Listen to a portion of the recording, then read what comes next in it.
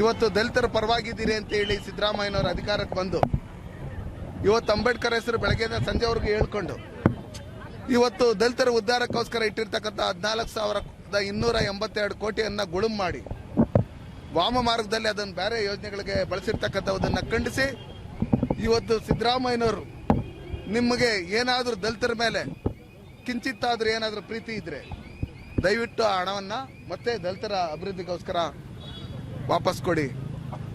ಇವತ್ತು ಏನು ಅಂಬೇಡ್ಕರ್ ಹೆಸರು ಹೇಳ್ಕೊಂಡು ನೀವು ಅಧಿಕಾರಕ್ಕೆ ಬಂದ್ರಿ, ಅಧಿಕಾರಕ್ಕೆ ಬಂದಂಥ ಸಂದರ್ಭದಲ್ಲಿ ಕೇಂದ್ರದಲ್ಲೂ ಹಿಂದೆ 55 ವರ್ಷ ನೀವು ಇದೇ ಥರ ಮಾಡಿದ್ರಿ. ಅಂಬೇಡ್ಕರ್ಗೆ ಅಪಮಾನ ಮಾಡಿದ್ರಿ, ಅವರು ಬದುಕಿದಂಥ ಜಾಗದಲ್ಲಿ ಚುನಾವಣೆ ನಿಂತ ಸಂದರ್ಭದಲ್ಲಿ ಸೋಲ್ಸಿದ್ರಿ, ಅವ್ರಿಗೆ ಎಷ್ಟೊಂದು ಅವಮಾನಗಳು ಮಾಡಿದ್ರಿ. ಇವತ್ತು ದಲಿತ ಜನಾಂಗಕ್ಕೆ ನೀವು ಇಡೀ ಕರ್ನಾಟಕ ರಾಜ್ಯದಲ್ಲಿರ್ತಕ್ಕಂಥವ್ರಿಗೆಲ್ಲ ಅನ್ಯಾಯ ಮಾಡಿ ಹಣನ ಗುಳುಂ ಮಾಡ್ತಾ ಇರ್ತಕ್ಕಂಥದ್ದು ನಿಜಕ್ಕೂ ಇದು ಶೋಚನೀಯ.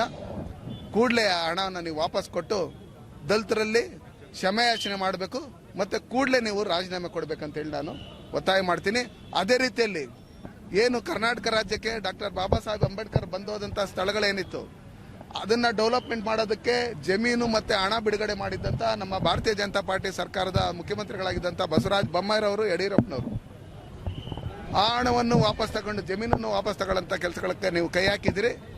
ಇದಕ್ಕೆ ನಿಜವಾಗ್ಲೂ ನಿಮ್ಗೆ ಹೇಳ್ತಾ ಇರೋ ನೀವು ಅಂಬೇಡ್ಕರ್ಗೆ ಹೆಸರು ಹೇಳೋದಕ್ಕೆ ನಾಲಾಯಕ. ನೀವು ಇವತ್ತೇನು 24ನೇ ತಾರೀಕು 25ನೇ ತಾರೀಕು ಸಂವಿಧಾನ ಐಕ್ಯತಾ ಸಮಾವೇಶ ಅಂತೇಳಿ ನೀವೇನು ಪ್ಯಾಲೇಸ್ ಗ್ರೌಂಡಲ್ಲಿ ಕಾರ್ಯಕ್ರಮ ಇಟ್ಕೊಂಡಿದ್ದೀರಿ, ನೀವು ಅಷ್ಟರೊಳಗಡೆ ಅಂಬೇಡ್ಕರ್ ಬಂದೋಗಿರ್ತಕ್ಕಂಥ ಜಾಗಗಳನ್ನ ಅದನ್ನ ತೀರ್ಥ ಸ್ಥಳಗಳನ್ನ ಮಾಡೋದಕ್ಕೆ ಡೆವಲಪ್ಮೆಂಟ್ಗೆ ಇಟ್ಟಿರ್ತಕ್ಕಂಥ ಹಣನ ವಾಪಸ್ ಕೊಡದೇ ಇದ್ರೆ, ಆ ಜಮೀನ ಮತ್ತೆ ವಾಪಸ್ ಕೊಡದೇ ಇದ್ರೆ 14,282 ಕೋಟಿ ಹಣ ಏನು SCP TSP ಹಣ ಮತ್ತೆ ದಲಿತರ ಅಭಿವೃದ್ಧಿಗೆ ಕೊಡದೇ ಇದ್ರೆ ನಾವು ಅಲ್ಲೇ ಬಂದು ಉಗ್ರವಾದಂತಹ ಹೋರಾಟಗಳನ್ನ ಮಾಡಿ ಕಾಂಗ್ರೆಸ್ ಹಿಂದೆಯಿಂದನೂ ಯಾವ ರೀತಿ ದಲಿತರಿಗೆ ಅನ್ಯಾಯ ಮಾಡ್ಕೊಂಬಂತು, ಬಾಬಾ ಸಾಹೇಬ್ ಅಂಬೇಡ್ಕರ್ಗೆ ಯಾವ ರೀತಿ ಅಪಮಾನ ಮಾಡ್ತು ಅಂತ ಹೇಳಿ ನಾವು ಎಳೆಯಾಳೆಯಾಗಿ ಬಿಚ್ಚಿ ಹೇಳಬೇಕಾಗುತ್ತೆ.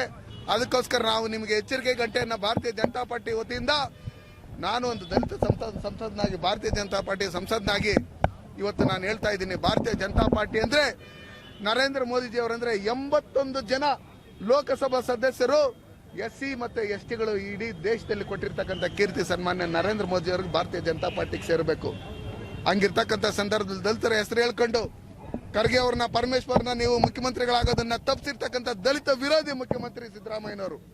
ದಲಿತರು ಏನು ಅಲ್ಲಿದ್ದೀರಿ MLAಗಳು, ನಿಮ್ಗೆ ಸ್ವಲ್ಪ ಆದ್ರೂ ನಾಚಿಕೆ ಮಾನ ಮರ್ಯಾದೆ ಏನಾದ್ರೂ ಇದ್ರೆ ಕೂಡಲೇ ನೀವು ರಾಜೀನಾಮೆಯನ್ನು ಕೊಟ್ಟು ದಲಿತರಿಗೆ ಆಗ್ತಾ ಇರ್ತಕ್ಕಂಥ ಅನ್ಯಾಯವನ್ನ, ಅಂಬೇಡ್ಕರ್ಗೆ ಸಿದ್ದರಾಮಯ್ಯನವ್ರ ಸರ್ಕಾರ, ನಿಮ್ಮ ಕಾಂಗ್ರೆಸ್ ಸರ್ಕಾರ ಮಾಡ್ತಾ ಇರ್ತಕ್ಕಂಥ ಅಪಮಾನವನ್ನ ಖಂಡಿಸಿ ಆ STP TSP ಹಣ 14,282 ಕೋಟಿ ಹಣವನ್ನ ನೀವು ವಾಪಸ್ ಕೊಡ್ಸಂತ ಕೆಲಸ ನೀವು ಕಾಂಗ್ರೆಸ್ ಅಲ್ಲಿ ಇರ್ತಕ್ಕಂಥ ಎಲ್ಲ ದಲಿತ ಶಾಸಕರು ಮಾಡಬೇಕು. ಇಲ್ಲಾಂದ್ರೆ ನೀವು ದಲಿತರ ಹೆಸರು ಹೇಳ್ಕೊಂಡು ಓಟ್ ಕೇಳಕ್ಕೆ ನೀವು ನಾಲಾಯಕ ಅಂತ ಹೇಳಕ್ ನಾನು ಇಷ್ಟಪಡ್ತೀನಿ. ನಮ್ಮಲ್ಲಿ ಭಾರತೀಯ ಜನತಾ ಪಾರ್ಟಿ ಇಡೀ ಪ್ರಪಂಚದಲ್ಲೇ ದೊಡ್ಡದಾದಂಥ ಪಾರ್ಟಿ.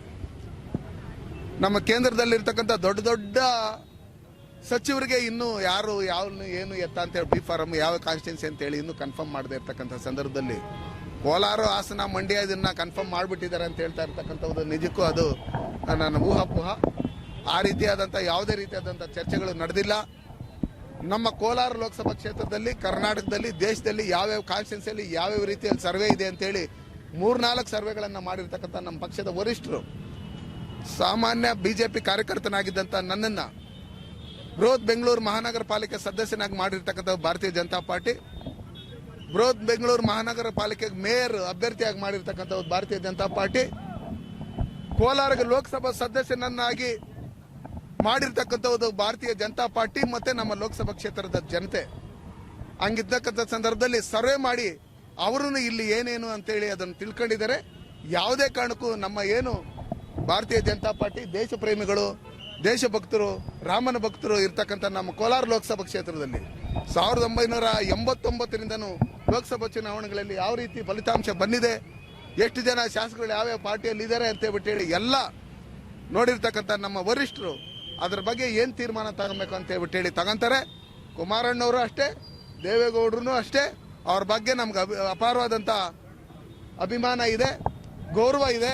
ಹಂಗಿರ್ತಕ್ಕಂಥ ಸಂದರ್ಭದಲ್ಲಿ ಅವ್ರ ಪಕ್ಷದಲ್ಲಿ ನನಗೆ ಟಿಕೆಟ್ ಆಗಿದೆ ಅಂತ ಹೇಳ್ಬಿಟ್ಟು ಹೇಳಿ ಅದನ್ನ ಪೋಸ್ಟ್ಗಳು ಹಾಕೊಳ್ಳುವಂಥದ್ದು ಇನ್ನೊಂದು ಮತ್ತೊಂದು ನಮಗೆ ಸಿಕ್ಲಿ ಅವ್ರಿಗೆ ಸಿಕ್ಲಿ ನಮ್ಮೆಲ್ಲರ ಒಟ್ಟಾರೆ ಉದ್ದೇಶ ಇರ್ತಕ್ಕಂಥದ್ದು ಧ್ಯೇಯ ಇರ್ತಕ್ಕಂಥದ್ದು ಭಾರತೀಯ ಜನತಾ ಪಾರ್ಟಿ ಸನ್ಮಾನ್ಯ ನರೇಂದ್ರ ಮೋದಿಜಿಯವರು ಈ ದೇಶದಲ್ಲಿ ಮತ್ತೆ 3ನೇ ಬಾರಿ ಪ್ರಧಾನಮಂತ್ರಿ ಆಗಬೇಕು, ಈ ಕಾಂಗ್ರೆಸ್ ಮುಕ್ತ ಕರ್ನಾಟಕ ಮಾಡಬೇಕು. ಆ ನಿಟ್ಟಿನಲ್ಲಿ ನಾವೆಲ್ಲ ಒಗ್ಗಟ್ಟಾಗಿರ್ತಕ್ಕಂಥ ಸಂದರ್ಭದಲ್ಲಿ ಈ ರೀತಿಯಾದಂಥ ಸುಳ್ಳು ವದಂತಿಗಳನ್ನು ಹಬ್ಬಿಸುವಂಥದ್ದನ್ನ ಯಾರು ಸಹ ಮಾಡಬಾರ್ದು. ನಾನು ಇದುವರೆಗೂ ಲೋಕಸಭಾ ಚುನಾವಣೆ ಕುರಿತಾಗಿ ಅಭ್ಯರ್ಥಿ ಕುರಿತಾಗಿ ನಾನು ಯಾವುದೇ ರೀತಿಯಾದಂಥ ಹೇಳಿಕೆಯನ್ನು ನಾನು ಕೊಟ್ಟಿಲ್ಲ. ಯಾಕಂದ್ರೆ ನಮ್ಮ ಪಕ್ಷದ ವರಿಷ್ಠರ ಮೇಲೆ ನಮ್ಗೆ ನಂಬಿಕೆ ಇದೆ, ನಮ್ಮ ನರೇಂದ್ರ ಮೋದಿಜಿಯವರ ಮೇಲೆ ನಮ್ಗೆ ನಂಬಿಕೆ ಇದೆ, ಅಮಿತ್ ಶಾಜಿ ಅವ್ರ ಮೇಲೆ ನಂಬಿಕೆ ಇದೆ, ನಮ್ಮ ರಾಜ್ಯ ಭಾರತೀಯ ಜನತಾ ಪಾರ್ಟಿಯ ವರಿಷ್ಠರ ಮೇಲೆ ಯಡಿಯೂರಪ್ಪ ಇರ್ಬೋದು, ಬೊಮ್ಮಾಯಿ ಇರ್ಬೋದು, ವಿಜೇಂದ್ರ ಇರ್ಬೋದು, ಅಶೋಕಣ್ಣ ಇರೋದು, ನಮ್ಮ ಪ್ರಹ್ಲಾದ್ ಜೋಶಿ ಇರ್ಬೋದು, ಎಲ್ಲ ನಾಯಕರುಗಳ ಮೇಲೆ ನಮಗೆ ನಂಬಿಕೆ ಇದೆ. ಯಾವುದೇ ಕಾರಣಕ್ಕೂ ನಿರಾಶೆ ಆಗಲ್ಲ. ನಮ್ಮ ಪಕ್ಷದಲ್ಲಿರ್ತಕ್ಕಂಥ ಯಾವುದೇ ಒಂದು ಮುಖಂಡರುಗಳು ಕಾರ್ಯಕರ್ತರು ಅವ್ರು ಯಾವುದೇ ರೀತಿಯಾದಂಥ ಊಹಾಪೋಹಗಳನ್ನು ಹೇಳ್ಕೊಂಡ್ರು ಅದಕ್ಕೆ ನೀವು ಯಾರು ಕಿವಿ ಕೊಡಬಾರ್ದು. ಎಲ್ಲ ಒಳ್ಳೇದೇ ಆಗುತ್ತೆ. ಈ ಕಾಂಗ್ರೆಸ್ ಮುಕ್ತ ಕರ್ನಾಟಕ ಮಾಡುವಂಥ ನಿಟ್ಟಿನಲ್ಲಿ ನಾವೆಲ್ಲ ಒಗ್ಗಟ್ಟಾಗಿ ಕೆಲಸ ಮಾಡೋಣ ಅಂತೇಳಿ ಆ ನಿಟ್ಟಲ್ಲಿ ನಮ್ಮಲ್ಲಿ ಜನ ತೀರ್ಮಾನ ಮಾಡಿದ್ದಾರೆ. ಮುಂದಿನ ದಿನಗಳಲ್ಲಿ ಕೋಲಾರ ಲೋಕಸಭಾ ಕ್ಷೇತ್ರದಿಂದನೂ ಭಾರತೀಯ ಜನತಾ ಪಾರ್ಟಿ NDA ಮೈತ್ರಿಕೂಟದ ಅಭ್ಯರ್ಥಿನ ಗೆಲ್ಸ್ಕೊಡ್ಬೇಕಂತ ಹೇಳಿ ತೀರ್ಮಾನ ಮಾಡಿರೋದ್ರಿಂದ ಯಾರು ಗೊಂದಲಕ್ಕೀಡಾಗದೆ ಧೈರ್ಯವಾಗಿರ್ರಿ. ನನಗೇನು 75-80 ವರ್ಷ ವಯಸ್ಸಾಗಿಲ್ಲ. ORXY Clothing, the largest showroom for kids and ladies wear. Geetha Road, KGF.